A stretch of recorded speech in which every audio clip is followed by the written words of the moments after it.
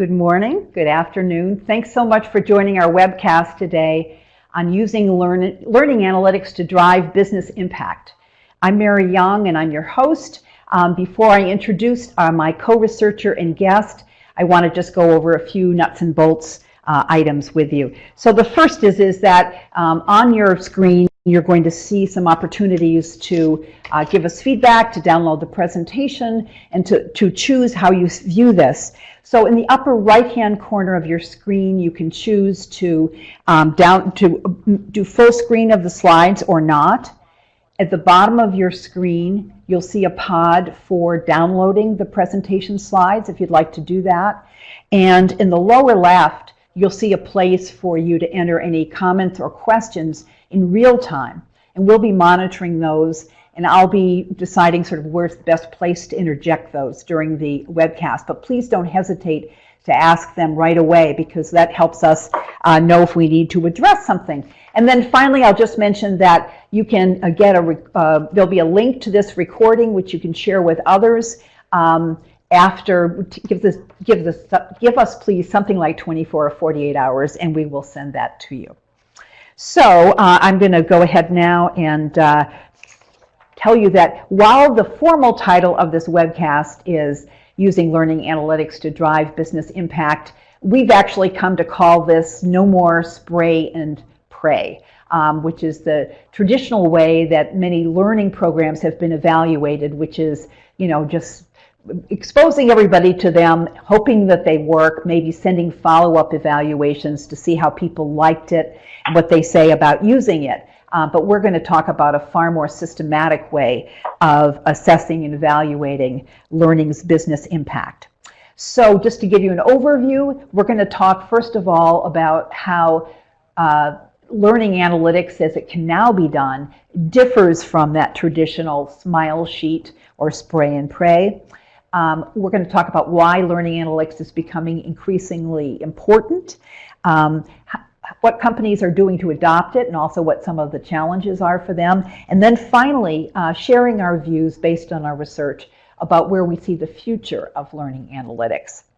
So one final note of nuts and bolts is if you are taking this as for continuing education credits, just a reminder, you need to stay on for the entire webcast.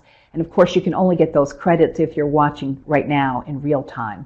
And there's directions on the screen for each of the kinds of continuing education credit that you could get. So with that, I want to introduce my co-researcher and good colleague, Dr. Patty Phillips, speaking with us today remotely from Birmingham, Alabama. And you will not see her head in this, but we'll be hearing from her regularly throughout the webcast. Patty at the Conference Board fills the role of Distinguished Principal Research Fellow, and it's on that basis that we did this research together. And in the past, she's done a number of other studies, both with Dr. Rebecca Ray and also with me on learning on analytics. Patty and her husband Jack are founders of the ROI Institute, maybe well known to many of you through that role, but for us, she's our Distinguished Principal Research Fellow. And I'm Mary Young. I'm Principal Researcher for Human Capital here at the Conference Board. So with that, I want to turn it over to Patty just to level set and give us a definition of learning analytics and just a snapshot of what it really looks like. Over to you, Patty. Thanks, Mary, and thank you for having me today, and hello to everyone who's joining us. So when we talk about learning analytics, we're really talking about analytics in the context of learning and development and talent development, which is one phase of that employee experience journey as they progress. So on the screen, you'll see how we're defining, based on the research, learning analytics, and it's really using that learning data, HR, and even business data to assess, measure, and evaluate programs we put into place to drive business value. And that's fundamentally what it is. It's leveraging all the data that we have to ensure we have the right programs in place at the right time for the right people, for the right reasons, and they actually do what they set out to achieve to do. So As you see in the graphic, it comes in the three phases that we all know so well. Is that assessment phase, the measurement phase, and the evaluation phase. On the assessment phase, we're answering the question, well, why are we doing this in the first place? What is the business opportunity and what needs to change in the organization that will allow us to address that opportunity? And given the different solutions, what is it people need to know in order to do what we want them to do, and how can we best roll it out? On the measurement front, here we're looking at the metrics themselves. So what are the specific, clear objectives? What are the measures that we need to take? And what are the measures that will serve as the architectural blueprint of which we design the program and solution? So that measurement piece, that part of the analytics phase is critical because it tells us the measures we want to take, what success will look like, but it is also the phase in which we design the program. It serves as that blueprint. And then the evaluation phase, we're leveraging analytics to tell us how we're doing with the program, not just what people think about the program and what they're learning, but what they're doing differently as a result of the program. Are those behaviors changing? Are processes being followed or steps being followed? And then what is the business impact? Are the business measures that need to improve? These are measures of output, quality, cost, time, customer satisfaction, job satisfaction, work habits, and innovation. Are those measures improving? And how much of that improvement is due to the program? And then in some cases, we really want to look at that improvement compared to the cost of the solution. Are we improving the measures enough to warrant the expenditure? And that's what gets us to ROI. So analytics really work within all those phases: assessment, measurement, and evaluation, and helps ensure we're driving the business, which is what learning and development's intended to do anyway. Great. Okay, hopefully everybody is sort of on top of that important distinction Patty made. It's just not ex post facto that you measure, but it's part of the evaluation, the very beginning assessment of what kind of learning is needed and what sort of measures will get at the business outcomes you want to have, and then looking at results against business measures. So with that in mind, we'd like to ask you to answer a quick polling question. And whoops, we're going to go back to that. And let me give you, here we go. You've got your question up there. And so based on that three-phase method that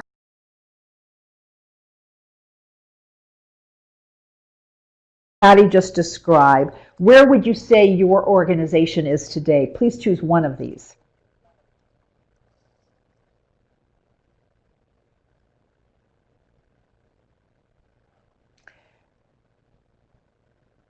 Okay, so you can see over here on the right, we're still getting a few answers in.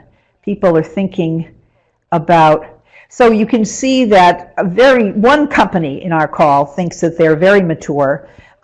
We have a lot of people who are in the middle, sort of evenly distributed companies between mature, moderately mature, and marginally mature. And we have some companies that very honestly say we are infants. So I think our findings will be of interest to all of you, and perhaps the people at the very lead in terms of maturity will be kind of confirming what they're doing, or it may give them some new ideas. So let's move ahead now, and here's some sort of baseline data, which is very interesting, gives you a kind of picture of where things are today. And this is by a recent survey that EY did. And when they polled chief executives, 58% of them said they expected to increase their learning investments, well over half of them, in the next 3 years. They also asked chief learning officers if they thought that measuring business impact was important. And almost 90% of them said yes. But interestingly, when they asked the same chief learning officers if they were doing that today, a mere 34% said they were. So I think that really clearly shows the gap between what companies are doing today and what they think they ought to be doing, and hopefully what they'll be doing more of in the future. So Patty, I know that you did research previously for ATD with very similar questions, and I wonder how these results compare to those when you surveyed people earlier. Yes. So yes, thank you, Mary. This was an interesting find. So in 2009, 2010, we partnered with now the Association for Talent Development in asking CEOs their perspective of the learning investment. So we went directly to that senior executive, my senior executive, the CEO, and we asked a number of questions. But one series of questions was, given a list of measures, what are you currently measuring, or what results are you currently seeing?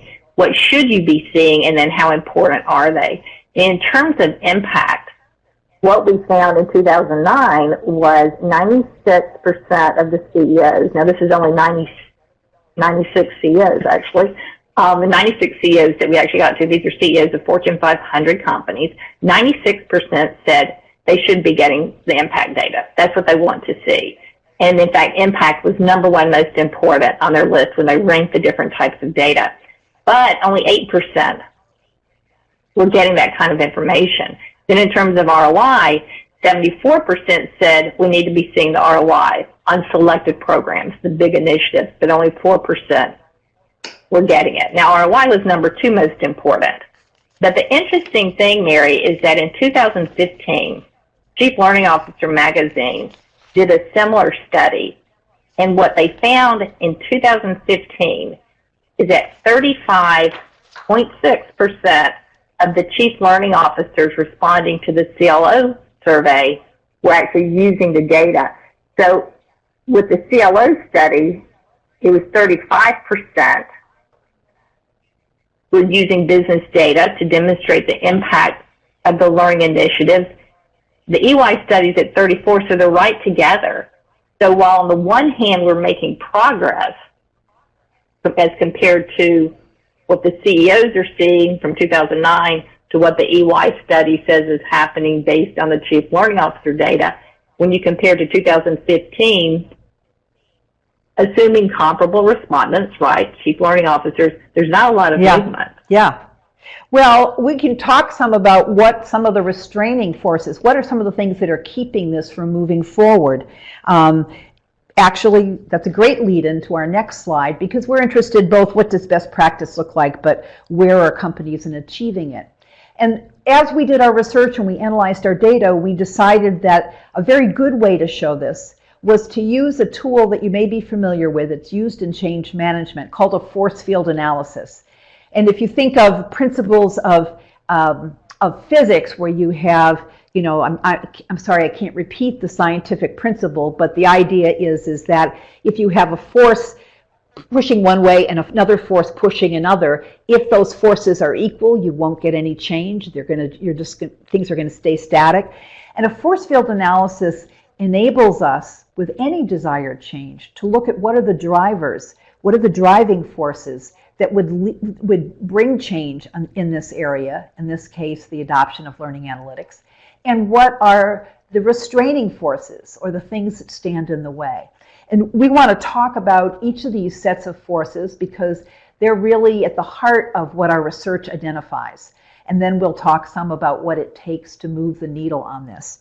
So in terms of driving forces, I think the most powerful driving force is that every company, in terms of its strategy, views continuous learning as an essential enabler of its future business success. I think this has to do with how quickly things are changing. It has to do with digital technology. It has to do with new ways of working.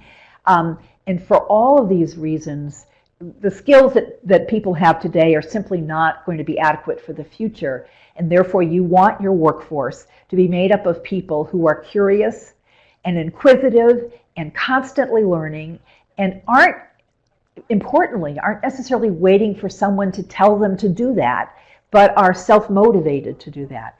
So the importance of learning, and I think this is reflected in the EY numbers, is hugely important. That's a big driver for learning analytics. Another driver that we learned about in our research is, frankly, it's like that old baseball a field of dreams metaphor. If you build it, they will come. That new sources of data, much of it from new kinds of technology, gives companies access to all kinds of data, and much more learning and business data than and HR data than they ever had before. And across the company, in every function, data and analytics are becoming increasingly important for decision making. So that's another driver here. A third one is that I already mentioned is these new technologies and data sources. You know, whether it's learning platforms or it's apps or it's real-time feedback mechanisms that are giving people information about their participation in a group discussion that's going on right then. All of these things are capturing kinds of data that potentially can be analyzed to gain insights about learning's impact on business results. And then finally, companies not only want to increase learning, but they want to know where they're having the greatest impact and what learning is worth pursuing, investing in, et cetera. They want to understand whether it's worth paying the higher price for a in-person training versus a virtual one, or whether a 6-day or 6-hour program delivers better results than one that's just 2 hours or 1 day. So these kind of learning investments are being held to higher standards, and they're getting closer scrutiny than ever before. So those 4 things are some of the driving forces that make learning analytics increasingly important. And Patty, you're going to talk now about what are some of the restraining forces or things that keep us from optimizing learning analytics. Yes, so we have the driving forces, and then those things that are preventing us from making progress is one, lack of awareness of the business value of learning analytics. A lot of times we forget that learning analytics is an investment in the organization, just like learning and development. And so those organizations who are more mature with learning analytics can or should be demonstrating that value. And in the end, learning analytics is there to help drive business value. So the question mark is for those who are not practicing or who are less mature in their practice is, why do this? What's the point of it? And I think a lot of that, too, is in how we're looking at learning analytics. A lot of people are still buried in that reaction-type data. Here's what people think about a program and not even doing a very good job there. And what we need to be leverage, I suppose, are the tools and resources available to us to elevate that type of measurement. The lack of awareness of the business value, why should we even do this? But then also inability to access data. Learning measurement, learning analytics practitioners need access to data. A lot of times all we do is based on all we have, and it's a reaction-type data. And so that's where those partnerships come into play. We've got to build relationships with the human capital analytics folks if you're not already part of that, but also we've got to build those relationships with the people who measure and monitor the business data. Another is systems, and you all know better than anyone what systems do for us and what they prevent us from doing. There's so many different systems in organizations, and today it's never been more important to somehow integrate those systems. And with the advances in technology, the question is often, why haven't we figured that one out, right? But it's costly, it's expensive, and we have to sort out the whole infrastructure. So that's critical. We've got to get our systems where they're talking to each other. And then, organizational structure. We have, just within learning and development, we still have a structure that separates assessment, measurement, and evaluation. You have your performance consultants, your design and development people, your facilitators, and then you have an evaluation team, and they need to talk to each other. So it begins with learning and development. Performance consultants need to be asking the same questions that the evaluation team asks on the back end. We've got to come together internally, and then in addition to that, that integration with the bigger human capital analytics. Mary and I had an interesting conversation at the beginning of this research report. I was telling her what learning analytics does, and she said, but that's human capital analytics. It is one and the same. Again, learning analytics is part of that information generation process that we have that describes how our people are doing within the organization and the changes that are happening, not just with the people, but with the organization to enable them to do it, and the extent to which learning is driving the business. So somehow the organization structure has to be such that we can better align with each other so we can do our jobs better. I just wanted to add an example of that, and this was for me one of the real surprises and something I didn't expect to hear. But we interviewed learning leaders who said, because we're not part of HR, we don't have access to human capital data.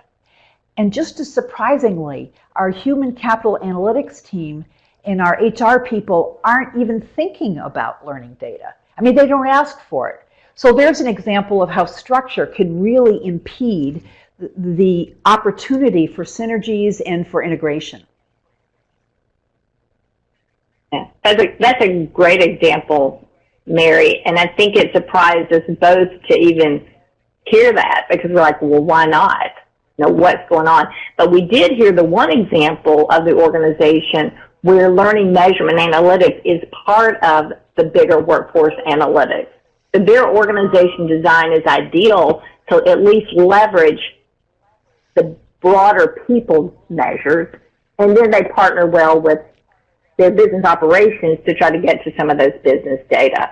And it's not necessarily anyone suggesting that learning measurement should be moved out from under learning and development and moved over into some other organization, but somehow through that organization structure there needs to be better communication, partnerships, and collaboration, because we need each other. Learning needs the broader HR, and we all need the business. And business needs the broader HR and the learning. So somehow if we can do more on the collaboration. And then just a couple of other restraints that are preventing us from moving forward. And again, not anything that I think that's too surprising for all of you, is that program measurement, analytics, happens too late.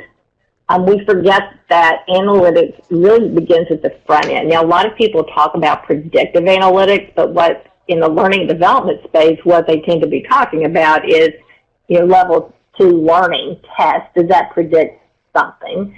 And then that's about where it stops. I think there may be some other things going on with some organizations where they're really looking at those reaction type data and trying to predict some things based on initial reaction. But it's more than that. It really looks at what's happening with the business and what changes need to happen with our people. And if we make these changes using sensitivity analysis to understand, if we make these changes with our people and we invest in these products, what kind of benefit are we really going to see? And what are the risks associated with it? And what needs to happen to make them work? So analytics begins on the front end. When we think ROI, we need to think ROI at the outset, not at the end game, even though prediction does not replace demonstration of results. So it's not either or, we need both. And then last is the conversation about continuous learning, informal, self-directed learning is making it a little bit different. It's not challenging so much as it's just making measurement different.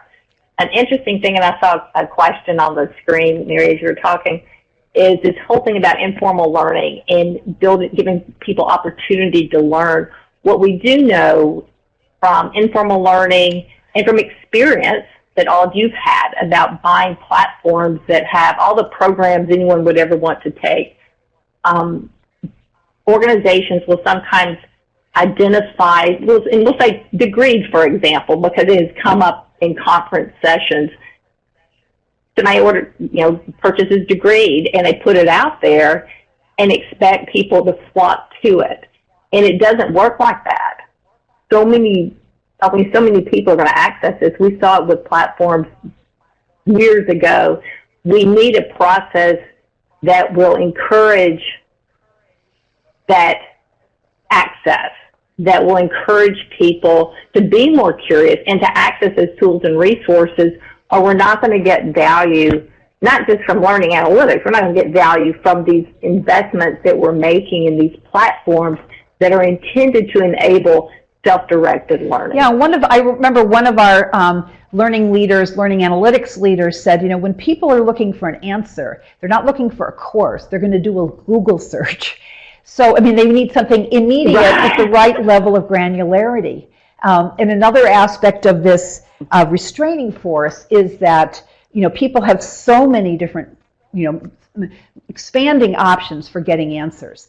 And so if people are querying their internal or external network to get answers, if they're reading articles or going to websites or participating in online discussions, etc., how does that get captured?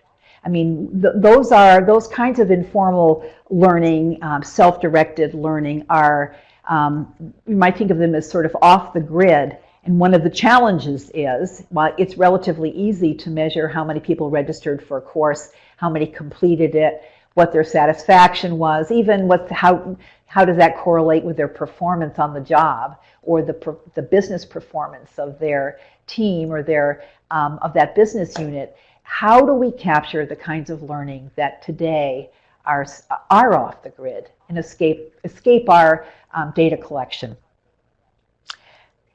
Yeah. And Mary, I just want to put something else out there for everyone to think about. When we talk about analytics, the conversation tends to lean toward the quantitative. What we forget is that analytics, yes, technically is quantitative, it's leveraging technology, but the measurement and the measures are not necessarily quantitative. And sometimes we do have to resort to the qualitative. And it's important to understand that piece of the research process. I'll never forget an interview I did with Michael Arena for a study Rebecca and I did there for the conference board. And Michael Arena is chief of talent for GM. And his analytics team, they're all quants. They're PhDs in, math and who knows what else. Anthropology, right? yeah. Quantitative. Anthropology, yeah. He brought in the anthropology. And he said, look, we get math. This is what we do and live for, right? But math and metrics only show you a little bit of the story, right? They're showing you the end result, but it's what happens qualitatively that tells the story, that puts the metric in context. So he brought in anthropology into GM, and so one thing we have to think about as we're maturing with our analytics practices is, yes, metrics matter. The statistics matter, but that is only one part of the story. We can make those statistics say what we want to. What we really need is a deeper understanding of what's happening in the organization. And so when we look at things like informal and self-directed learning and leveraging lifelong learning in the organization, sometimes we have to dig a little bit deeper than a survey can get us. We've got to leverage some of the qualitative as well. And I think it's time that we start making that move. Yeah. Toward that. And this is a song I've been singing for years. You've got to embrace it.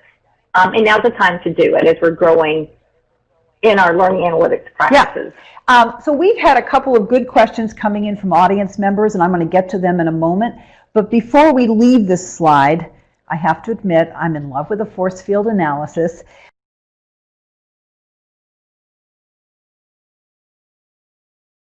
But one of the reasons this is such a useful tool is that then it enables you to think about what would have to change in order to drive the goal. And here it is, our goal here is the optimization of learning analytics as a way to drive better business results. And there are two ways you can do that. One is by increasing the driving forces, by making them stronger, they can overcome some of the resistance. Well, actually, there are three ways. Second way you can do it is by reducing the restraining forces, addressing them, overcoming those obstacles. And the third would be a combination of those both. So in our research report, we have some very concrete recommendations based on our research, and we won't go through all of those today. But Patty, it might be useful if we gave a few illustrations of the kinds of recommendations we learned. And these are things that really address both the driving, or both the driving or the restraining forces. So maybe I'll just get started in saying, you heard me, Patty talked about structure and how organizational structure can get in the way.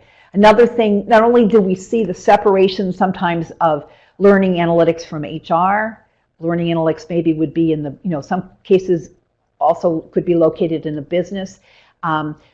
We heard companies say, it's been very beneficial to bring learning analytics into a broader workforce intelligence function. because that really promotes the synergies and the integration of many different kinds of people data. So that's one kind of structural solution. And another one we heard about was companies saying that they'd made an effort to separate the reporting function from learning analytics. That was as much to help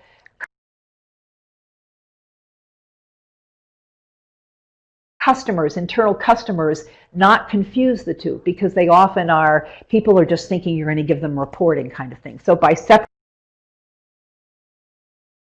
those two structurally, that was another way to underscore that learning analytics was actually providing a higher level of insight tied to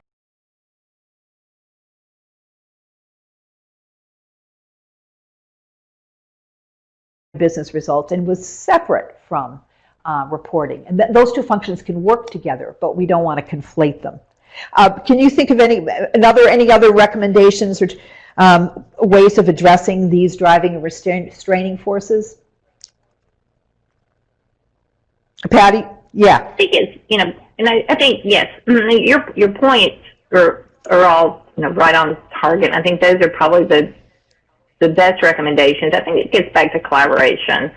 I think we can get past some of the issues that we're facing just by working with others in the organization, however you're structured. So collaborating, really becoming a true business partner to those folks in operations, getting to know them, not fearing the conversation with the CFO. The chief financial officer is our friend, not our foe. And what we've seen with organizations who are doing really good things with analytics is that partnership there. So I think collaboration, partnership, working the structure, as you've said, in whatever way works the best for the organization. And just recognize, too, that learning analytics is not a singularly focused project. It's not a one-person job. It is a social event. Seriously, you need more than, it doesn't mean you need a lot of staff to do it.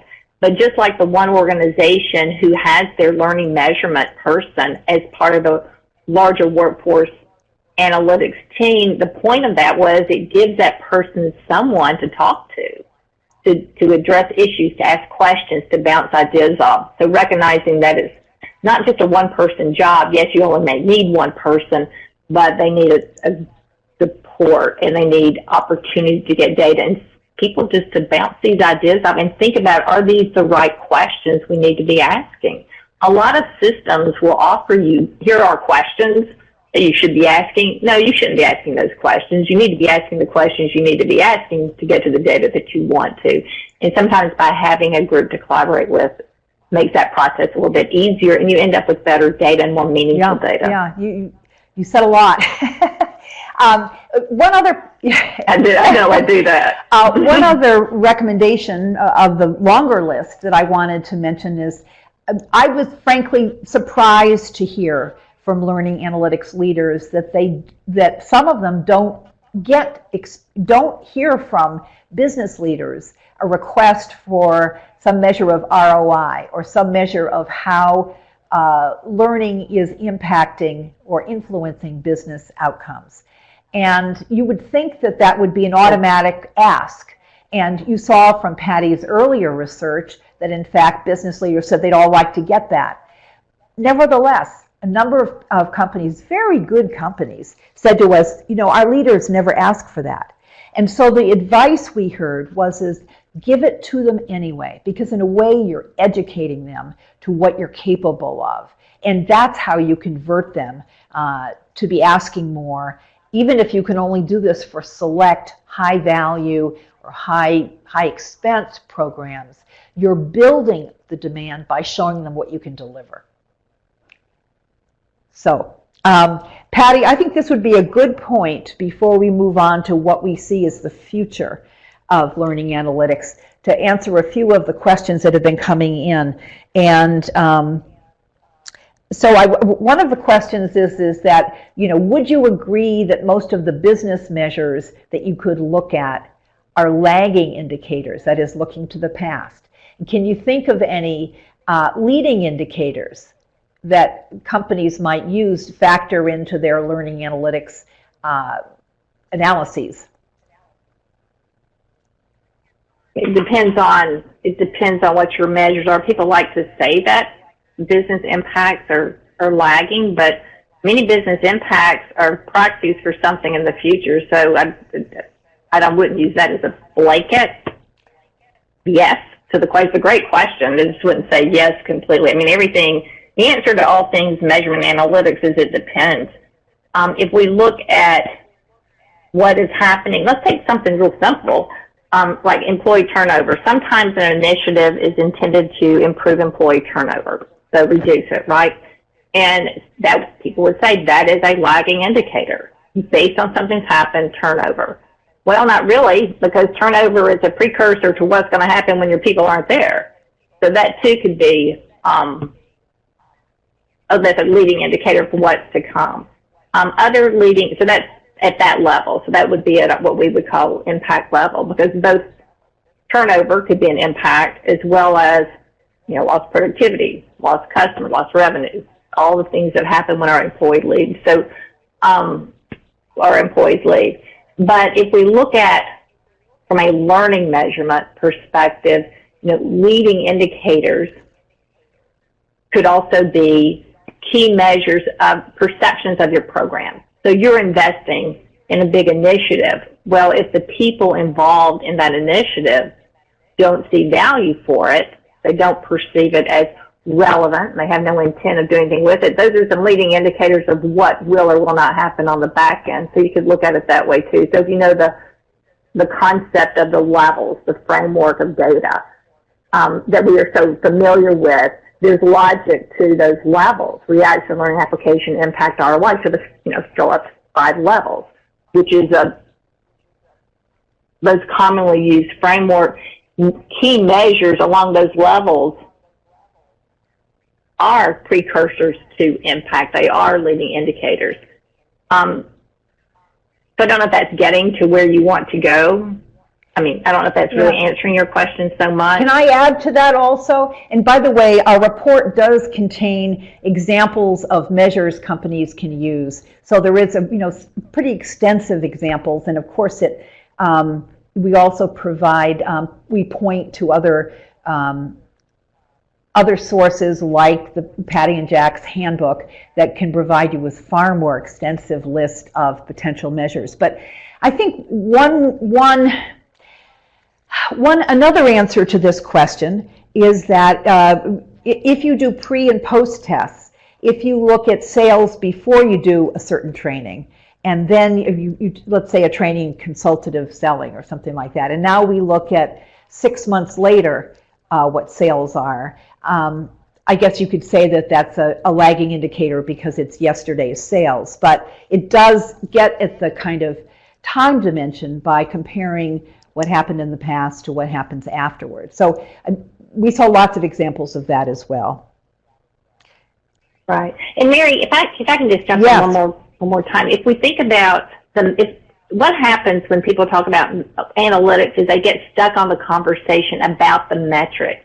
And I chair a number of groups of analytics leaders, and people who do analytics who are analytics people, right? They're quantitative and qualitative thinkers. They will be the first to tell you it's not about the metric, leading or lagging. It's not the metric. It's the question being asked. So if we just think of the 3 phases, assessment, measurement, evaluation, on the front end, these are the measures that you need to be addressing. And by addressing them, there's going to be an outcome. And in the measurement, the metrics are the quantification of those needs. So assessment, measurement, evaluation, assessment is clarification of the need. Why are we doing it? Measurement is the quantification of that need. That's your metric. And then evaluation is determining whether or not you move the needle on those metrics the way you needed to. So, So again, a lot of different examples of metrics, but we just can't reinforce enough the importance of, while the metric is key, it's not about what is the right metric, it's about what is the metric that is going to answer the question being asked. And what you care about is the outcomes. So, and what you care about is the outcomes. So that's what you're measuring. We have another question, and this isn't something that our research directly addressed, and yet we heard lots about it. So maybe we can each share our views on this, even though that wasn't central to our research. And somebody's asked, how do you promote a culture of continuous learning? And I'll just start off by saying, we heard companies talk about performance measures that have to do with continuous learning, with recognition being something that, for badging, for example, people get to put badges next to their name and their signature line, or in their profile, their online profile. We heard about leaders who model continuous learning and share their mistakes when they've made a mistake and what they learned from them. So those are 3 ways that we heard companies were engendering a culture of learning. Patty, do others come to your mind? Well, the big question you have to ask is, what do you mean by continuous learning? And the bigger question is, why? Why do you want to do this? What is happening in the organization? What are the measures, the business measures, that are telling you need that? Are people fleeing because you don't have continuous learning? Are there opportunities that you're missing, opportunities to make money, save money, avoid cost, or do some greater good? What is the why? And then what is happening or could happen in the organization that could address that why, and what are the solutions? And then what do people need to know, and how do we deliver it? And what are you defining as continuous learning? And if it's leveraging lifelong learning, which is continuous learning, if it's leveraging that, let's talk. Let's get in there and figure this thing out. How are we going to leverage it? Are you allowing people to collaborate across units? I've heard great examples of organizations who say, hey, if my person can work on another team and contribute, we're going to do that. So continuous learning is not just, purchasing some platform and saying, hey, folks, we've got it, go get it. We are a culture of continuous learning. It means you're actually utilizing those people in different ways so they can leverage their learning and learn more in the process, because learning is not just about going to a program, as you guys know. It's about going to the program, using it, and learning more as they do it. So think about, why are you trying to do this, and what does this really look like? And then give people opportunities to apply what they're learning. And that doesn't mean apply it necessarily on their job. That means apply it across the organization. And there are organizations who do that. Let people work in these different areas and really leverage what they're learning. And then you've got continuous learning happening. It becomes cultural. Yeah, we're sort of talking from different perspectives, which is great. Patty, I think I hear you talking more about what can the company or L&D do to promote continuous learning. And part of, I think, slightly different that I'm talking about is, how do you get employees to drive their own continuous learning, to be motivated to do that? And so I was talking. They need to know why they're doing it. That's right. Yeah. And and they need to know what the payoff will be, or the payoffs rather. Whether it's recognition, it's rewards, it's retention, it's career opportunity, or whether it's satisfying their own curiosity and their desire to grow. But I think all those things work together. We have another question that's a great question. We'd love to hear this question, which is, how do we get a copy of the report?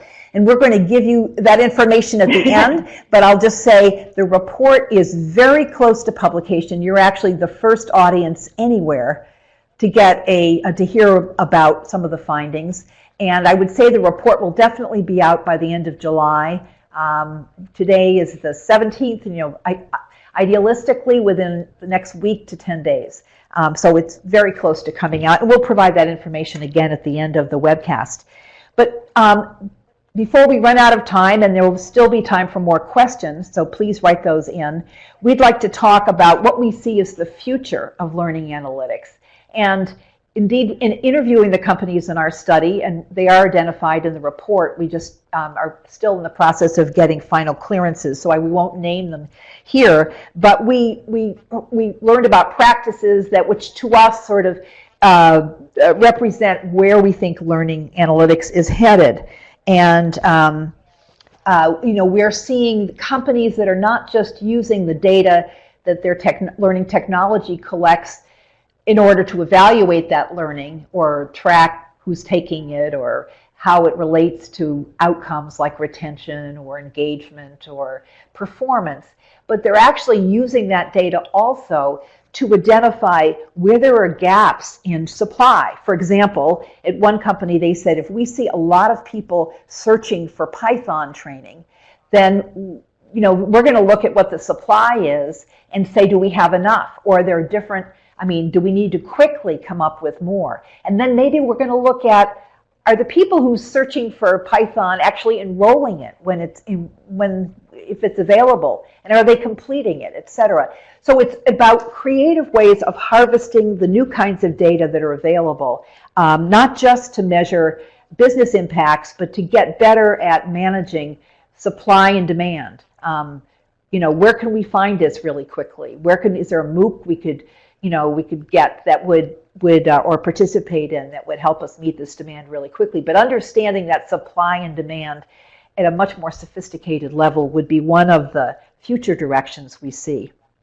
Patty, I'll just talk about another, and then you think about what you'd like to talk about here or else not on the slide. But I think for me, one of the interesting things was that seeing the way learning and development and performance, which have traditionally been discrete functions within HR, are really merging together in certain ways, where you have real-time feedback, real-time measuring of people's learning in work, learning that pops up on the screen, whether it's sort of performance feedback, but giving people a chance to learn new behaviors, that the separation between these things becomes less meaningful, and they are more integrated or synergistic, happening together.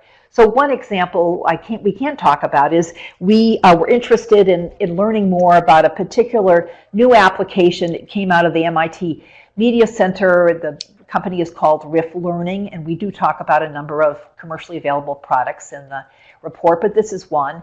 And it's meant to help teams improve their outcomes, their decision making, the quality of their output, innovation, et cetera, and help individuals do this. So in real time, as a team is having a video chat discussing their work, individuals are getting private little. There's a little screen on the little dashboard on their screen that is tracking their behaviors, their participation, their interruption, whether they're primarily agreeing with people and so that they get that real-time feedback, and they can then choose. The team can see collectively some feedback about how they're spending the time. So this is a kind of real-time learning. The team leader the whole team rather, can see how their behavior has compared over time, what sort of trends they are. They could compare outcomes to the sorts of behavior patterns they've seen. But just in this example, do you call that learning? Do you call that performance feedback? I think it's both, but they're absolutely simultaneous. Patty, what other points do you see that in our research that point to the future of learning analytics? All right. So, and just to note, I think that Riff Learning example is one of my favorite next practice type examples, because it is that mushing of performance consulting and learning, but that's what we do as learning professionals, right? The idea is change the behavior, so if we can leverage technology to help give us that immediate real-time feedback on those behaviors, you're leveraging analytics and you're doing the job, right? Another is around, of course, learning analytics help improve L&D marketing. Absolutely. Telling the story in such a way, and it's not about, oh, they thought it was great. That's the story that's been told in the past, and that doesn't get us anywhere as learning and development professionals. Okay, it was great, so what? What did they learn? What are they doing? How's it impacting the business? So I think that using learning analytics to better market what we're doing is important. We've heard a lot about storytelling in the past. It's really giving people compelling reason to invest in programs, whether it's investing resources or investing their time to be involved in the programs. And what compels people is the answer to the why question. Why should I be involved in this? How is it going to help me? How is it going to help the organization? I think an interesting one, Mary, and you might want to speak to the one on the meta-learning skills, because I know that was intriguing to you as well, as, really digging down into those behind the scenes kind of learning capabilities. Was interesting. Yeah, and I just want to add to what Patty said about learning analytics as a vehicle for improving how L&D markets itself.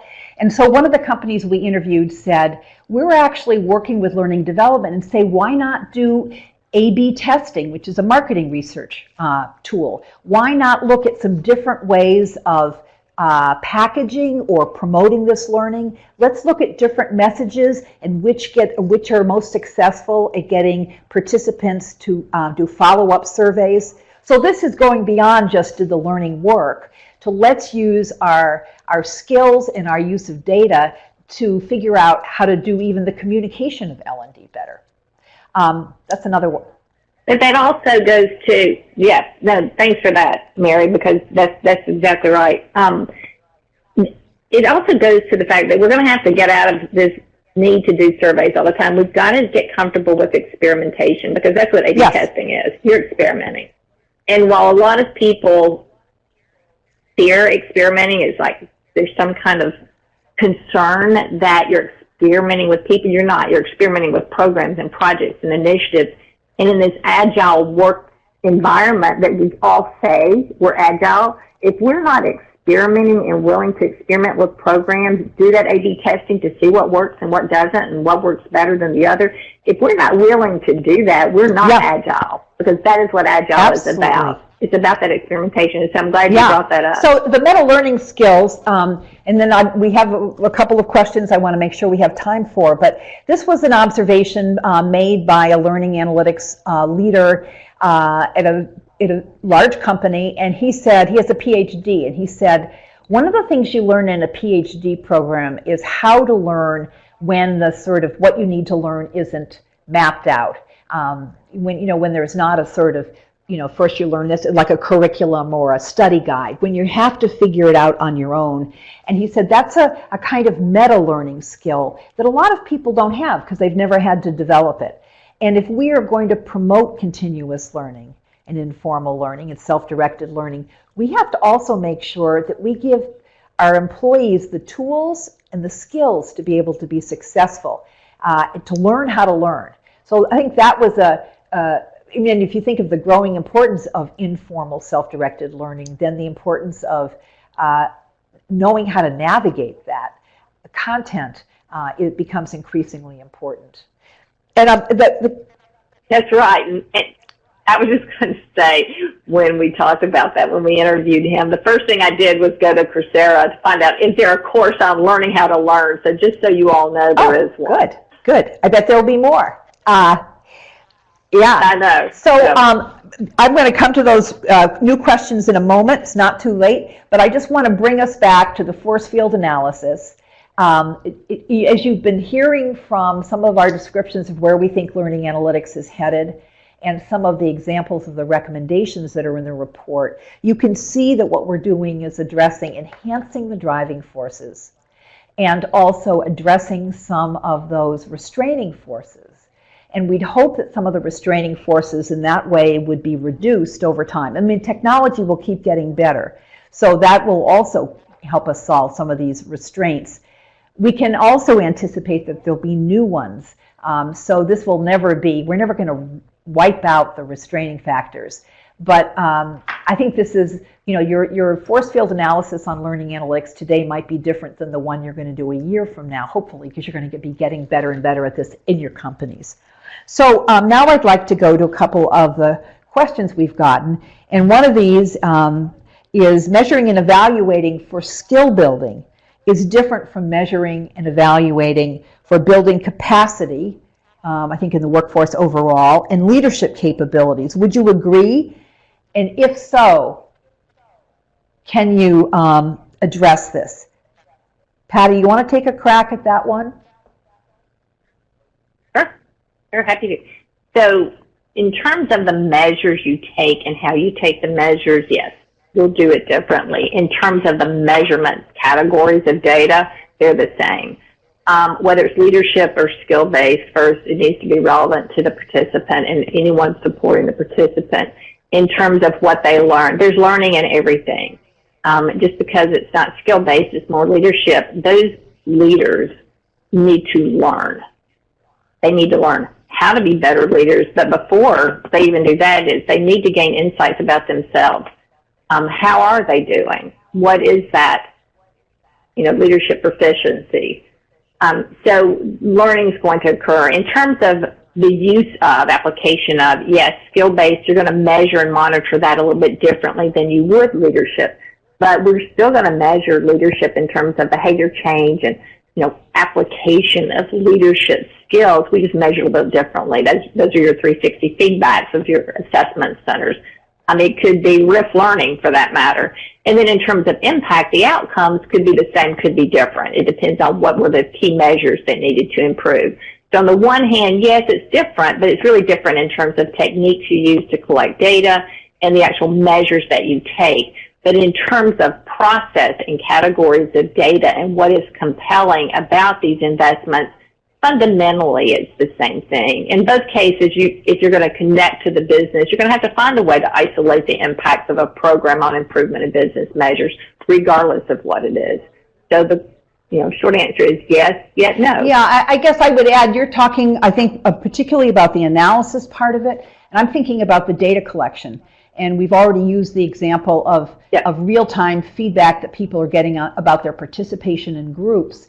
We could see the same thing happening a couple of different ways for leaders. A company could monitor aggregated anonymous data on internal discussion boards or social media to get real-time data about sentiments, how people are feeling about the leader and what's being talked about. You could have other measures of that leader's communication style or of their network, who they interact with, to understand, are they primarily communicating up and very little down? Are they primarily interacting with people of their gender or other, et cetera? So in both cases, if you have, somebody if you're a UPS driver, you're getting constant feedback on your driving. And on your speed and on your efficiency, et cetera. So I think one way in which we're seeing the field, the playing field leveled a little bit, is there's a greater potential. It used to be in the old days of industrial psychology, or you would see the floor supervisor who walked around on the balcony and made notes about how people were assembling the parts of the machine.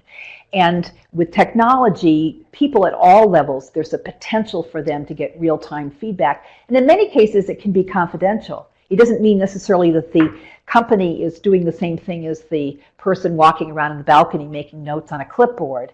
It can be confidential feedback to the individual, so the individual knows when they're doing things well and when they're not, so they can try to adjust that behavior. I see we are almost out of time. I thank you very much for your questions and for your attention. And I want to just go over that crucial question: how do you get this report? So I've already mentioned that if you're a conference board member, you will be able to download this from our website, and you can certainly expect it by the end of the month. It comes in two forms. One's an executive summary, a nice little short document. Given that you were interested in this webcast, I suspect you'll want to read the full report. And because you'll get much more information, details, exhibits, and things like examples of metrics that you might want to use. We're going to be doing a podcast next week, Patty and I, to sort of elaborate on some of the things that we talked about.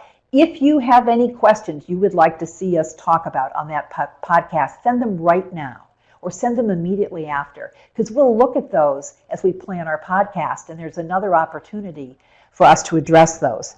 But we'll try to talk about some different things in addition to, laying the basic groundwork. And then finally, I'll be doing something. We have a new product called A Closer Look, which is a kind of Q&A with a researcher, and I will be doing this on the 23rd.